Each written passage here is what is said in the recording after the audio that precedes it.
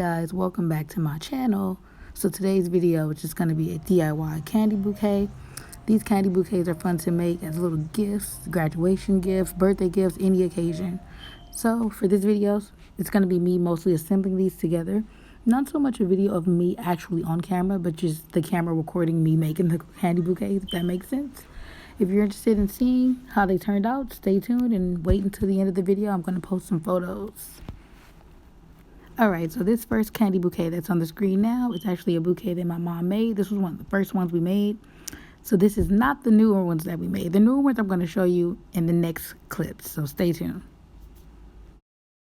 So this is me gluing the boxes together. So the technique is you have to use a glue gun. You know, glue guns are super hot. Be very careful using those. Use those with caution.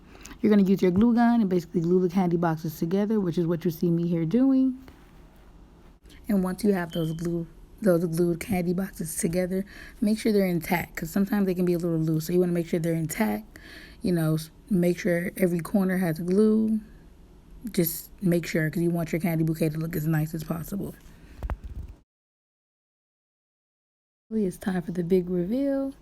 So this is just me recording how the candy bouquets turned out. I'm trying to get all the detail, trying to zoom in a little bit so you guys can see every detail.